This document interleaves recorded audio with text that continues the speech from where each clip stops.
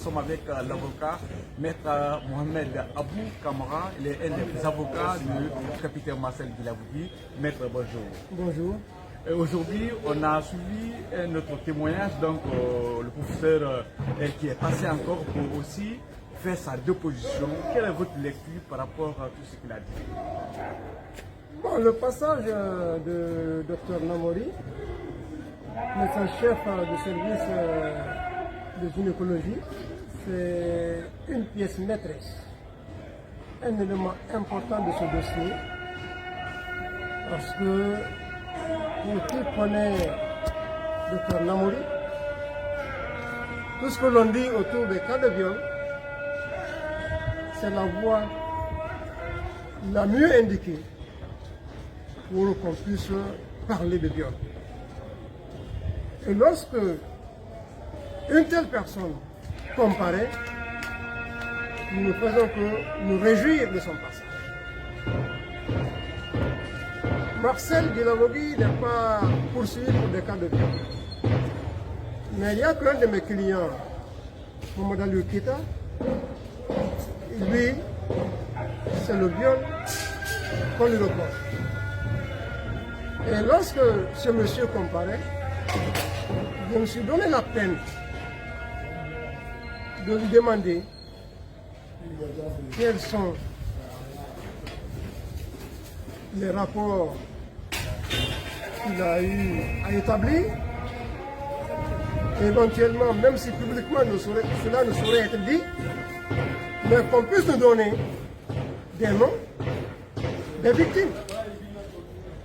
Une dame s'était présentée ici comme étant victime de Mohamed Lukita, victime de viol.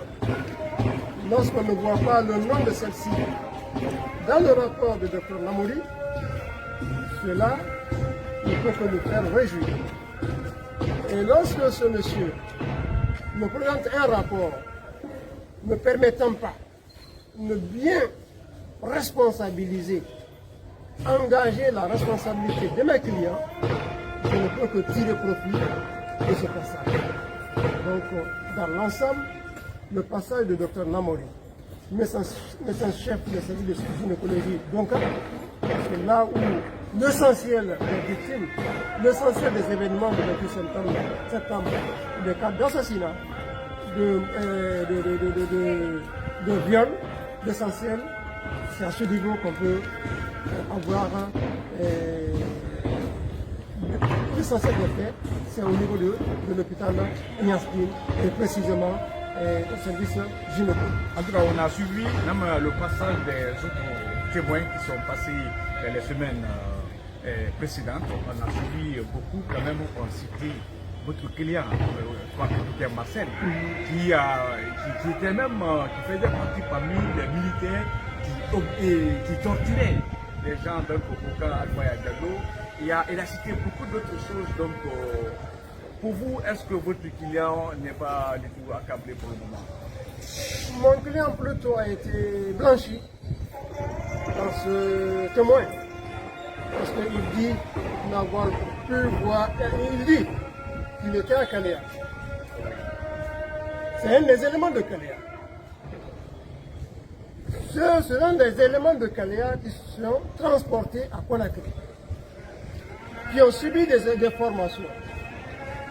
Pour le massacre au niveau du stade du 28 septembre, ce ne sont pas des bérets rouges traditionnels que nous connaissons.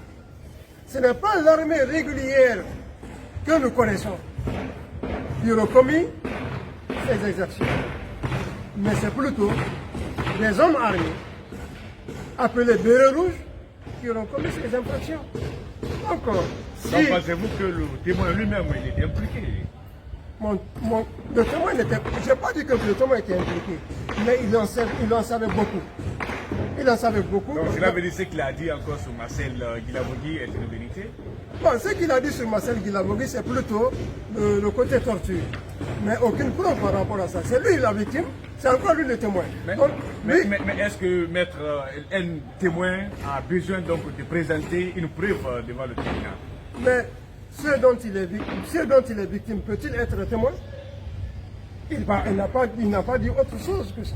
C'est lui qui y en a des victimes. que Marcel était là, c'est lui qui dirigeait. Mais qu'est-ce que Marcel a dirigé? Mais là, ce n'était pas, ça c'est pas de l'effet du 28 septembre qui est en train de juger ici. Pas du tout. Donc, dans ce débat, je ne rentre pas. Marcel n'est pas du tout intéressé par cette histoire de torture. Il a plutôt blanchi Marcel dans les événements du stade. Marcel n'était pas là. Ceux qui étaient là, il les a indexés et ils sont connus. Ce n'est pas l'armée régulière qui agit. C'est des hommes armés, habillés pour des raisons inconnues qui ont agi. Et en tout cas, l'armée guinéenne que nous connaissons ne peut pas agir de la sorte. Merci beaucoup, maître. Merci bien. Mesdames et messieurs, ça n'est fini votre émission Les coulisses du pouvoir. Nous sommes, comme je vous disais, ici au tribunal qui abrite le procès du 28 septembre 2009, le tribunal de Dixing délocalisé au sein de la cour d'appel de Conakry, mesdames et messieurs. On va suivre bien sûr ce dossier, ce procès, mesdames et messieurs, qui est très loin donc de connaître son épilogue.